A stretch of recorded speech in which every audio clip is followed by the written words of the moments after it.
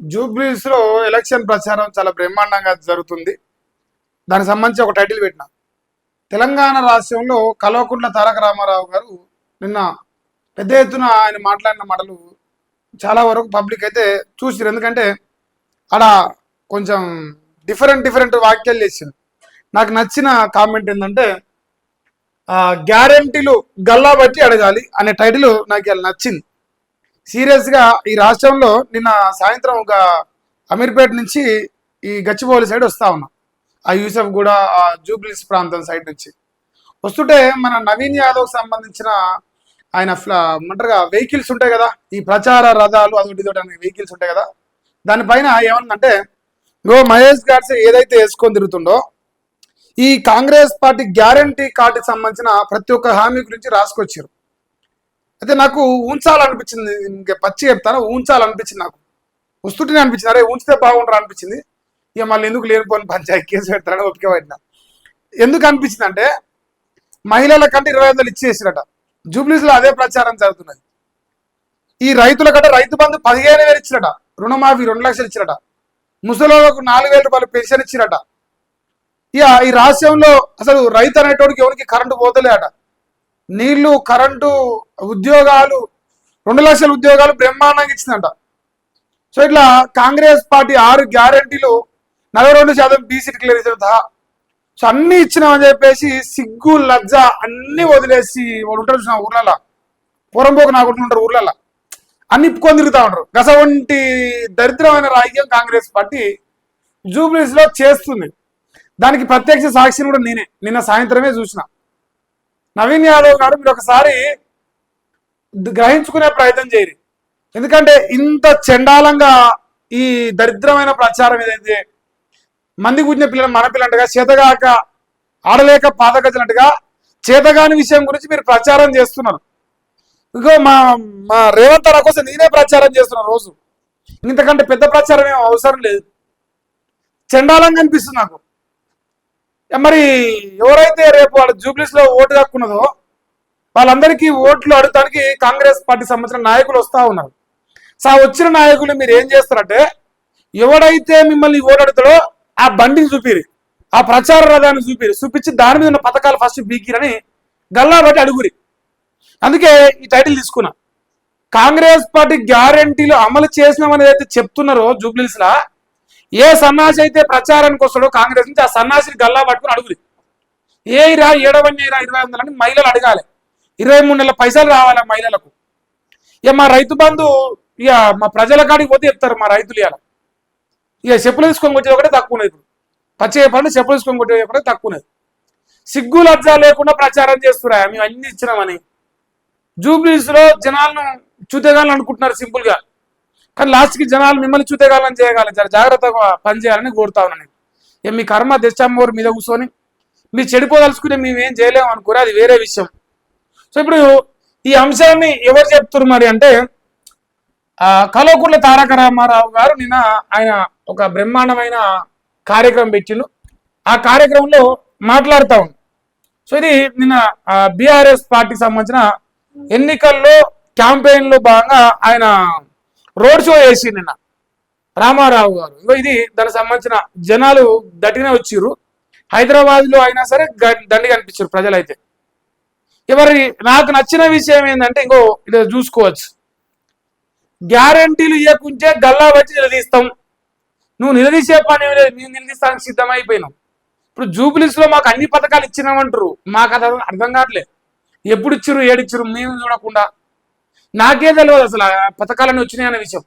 ఆ బండి పైన చూసి నీ శాఖను ఇవన్నీ ఎప్పుడు ఇచ్చిర్రా? ఇక నేను రోజు టీషర్ట్ వేసుకుంటున్నా, నాకేమో వస్తలేవు. మరి వీళ్ళకి ఇచ్చినామంటారు, రైతు బంధు వచ్చింది, రుణమాఫీ వచ్చిందంటారు, ఏడిచ్చిర్రని నేను నవ్వుకున్నా.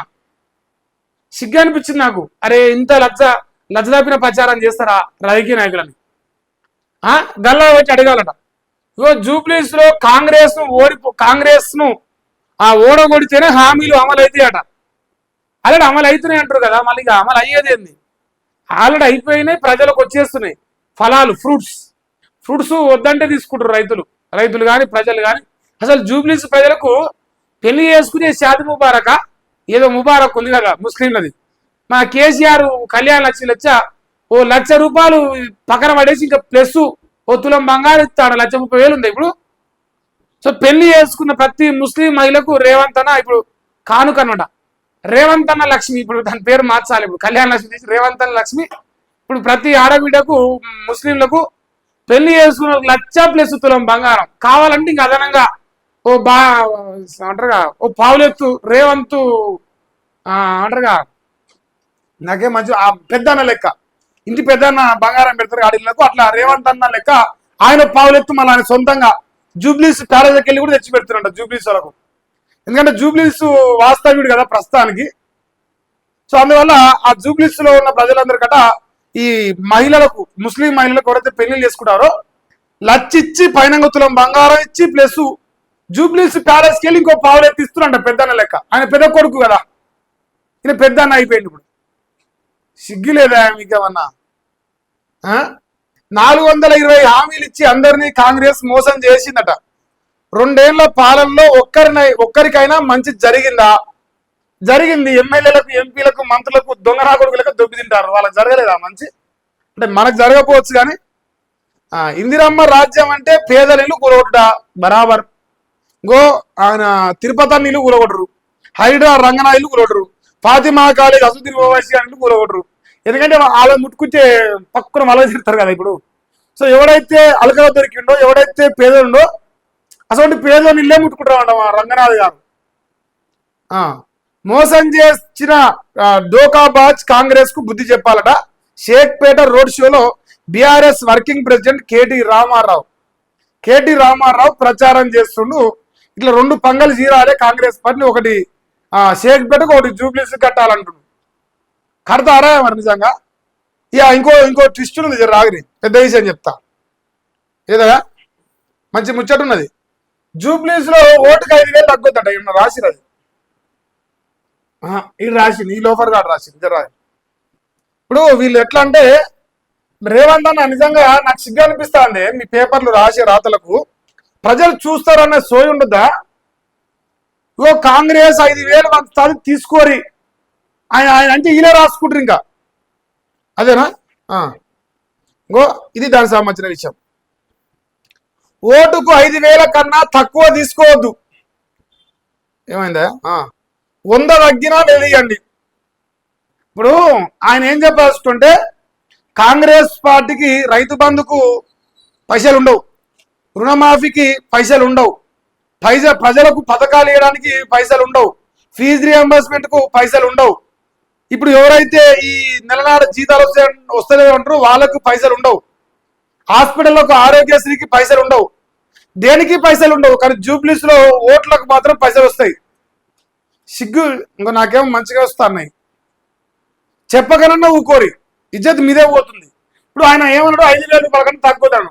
నేనేమంటున్నా 10,000 తగ్గొద్దు అంటాను.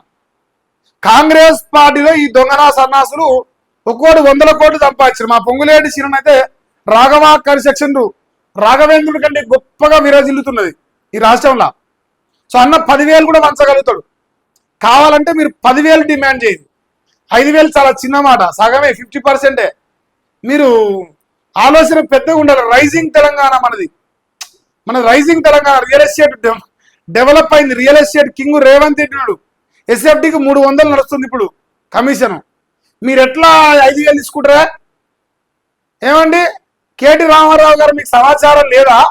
మా రేవంత్ 300 ఎస్ఎఫ్టీ గుంజుతాడు, రియల్ ఎస్టేట్ కింగ్ మా అన్న. మీరు ఎంత ముందుగా 5,000 కానీ ఆపి అంటే మా జనాలకు మోసం చేయదలుచుకురా? అరే మీకు 10,000 రూపాయల అరే ఆశపడతాను. ఇగో జూబ్లీస్ లో మా దోస్తు గారు ఉన్నాడు, అని ఫోన్ చేసి, అరే మావానికి మరి ఓటు హక్కు ఉంది కదా, మరి ఏ సంగతి అంటే 10,000 రూపాయలు ఇస్తేనే మావా ఏదైనా ఉంటే ఇంటి ముందుకు వస్తే ఫస్ట్ 10,000 మావా అంటారు మా సైడ్ అని చెప్పిండు. మరి 10,000 అని ప్రజలు అంటుంటే మా రావణ్ణేమో 5,000 కాడనే ఆపుతాడు. ఇప్పుడు రాష్ట్రంలో నన్ను ఓసుకోనిండరా, నన్ను చెప్పులు ఎత్తుకపోయి దొంగలెక్క చూస్తారు. ఎడ చూస్తారు? అవి ప్రజలకు ఇవాళ పథకాలలో చూస్తారు. కానీ ప్రజలకు ఓట్లకు పైసలు వంచాల్సి వస్తే రేవంత్ అన్న సడన్ గా అంబానీ కంటే ఆశపడి అయిపోతాడు, అదాని కంటే ఆశపడి అయిపోతాడు. 20 లక్షల ఓట్లకు కూడా పైసలు వంచిన చరిత్ర. 20 లక్షల ఓట్లున్న పార్లమెంటు అంటారు కాన్స్టిట్యున్సీ కూడా ఓటుకు 500 రూపాయలు వచ్చిన నీచుడు అంత పెద్ద అంబానీ మా అన్న. నువ్వెంత ముద్దుగా 5,000 కాడనే మా జనాల్ని మోసం చెప్తానవేనా? మాకు రైతు బంధు రాలే, రుణమాఫీ రాలే, పెన్షన్లు రాలే, ఏది రాకపోయినా మీ సపోర్ట్ చేయలే.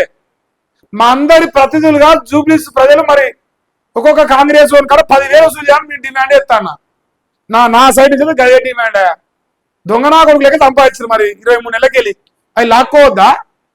నువ్వు ముందు 5,000 కారణం మా జనాల్ని మోసం చేస్తాను, ఇది పద్ధతి కాదు. ఇది మన సికిదాపిన వివేక్ వెంకట సార్ రాసుకున్నా ఆయన పేపర్లో. వీళ్ళు జూబ్లీస్ లో గులాబీ ప్రభంజనం అంటారు. ఈ ప్రభంజనం అంటే మరి మాగంటి సునీత గారు కూడా ఇక్కడ ప్రచారంలో పాల్గొన్నది, ఆమెకు సంబంధించింది. కానీ నాకేమనిపిస్తుంది అంటే హైదరాబాద్ ప్రాంతంలో కూడా ఇంత బ్రహ్మాండంగా ప్రజలు మీటింగ్లకు వస్తారని నాకు తెలియదు. ఇది ఫస్ట్ టైం నేనైతే చూడడం. మరి రేవంత్ అన్న కూడా అని ఇక్కడ ట్విస్ట్ ఉంది లేదు, వీరు సొక్కమైన లేం కాదు, ఆరు సొక్కమైన లేం కాదు, ఒడు సొక్కమైన బీజేపీ కూడా సొక్కమైన కాదు. ఏంది స్టూడెంట్కి అయితేనే 1,000 రూపాయలు, స్టూడెంట్కి అయితేనే 1,000 రూపాయలు. ఇప్పుడు ఇది కూలీ అడ్డా కూలీలు అయితేనే 400 రూపాయలు. ఇది ఇచ్చి మరి వాళ్ళని కూలీకి పెట్టుకొని ఇట్లా మీటింగ్లో పిలిపిస్తారు. అది ఓపెన్ సీక్రెట్, ఇంకా దీన్ని దాచిపెట్టేది ఏం లేదు. అంటే జనం కనపడాలి. ఇది ఇప్పుడు కేటీ రామారావు వీటిని మీటింగ్ నాకు తెలిసి 3 కోట్లు వేసుకొని 3, 5 యావరేజ్ 5 కోట్లు వేసుకొని నేను ఆయన బండి కూడా కస్టమైజ్డ్ వెహికల్ తెచ్చుకున్నట్ట. మరి అలా ఏసీ బోసి అన్నీ ఉన్నాయట. ఇక మరి మా రేవంత్ అన్న మీటింగ్ అంటే 10 కోట్లు వేసుకోవచ్చు, ఇంకో 5 కలపాలి. వీళ్ళు ప్రతిపక్షం కూడా 5 కోట్లే ఖర్చు మీటింగ్కి. వాళ్ళు డబల్ కాబట్టి 10 కోట్లు ఖర్చు పెడుతుండొచ్చు ఈజీగా కాంగ్రెస్ పార్టీ వాళ్ళు.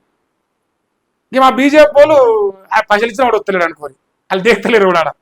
ఉన్న విషయం చెప్పాలంటే కారుకు ఓటేస్తే స్కీములు ఆపేస్తామంటాడ. రేవంత్ దాదాగిరి చేస్తున్నట, ఓటర్లకు బ్లాక్ మెయిల్ చేస్తున్నట. బీఆర్ఎస్ కు ఓటేస్తే పథకాలు రద్దయితాయి అంటున్నట. మీ పిల్లలకు పెడుతున్న సన్న బియ్యం రద్దయితాయట. ఇచ్చిన 25,000 రేషన్ కార్డులు ఉండేయట. పేదలకు 200 యూనిట్ల ఫ్రీ కరెంటు పోతుందట. మహిళలకు ఉచిత బస్సు ప్రయాణం బందే అట.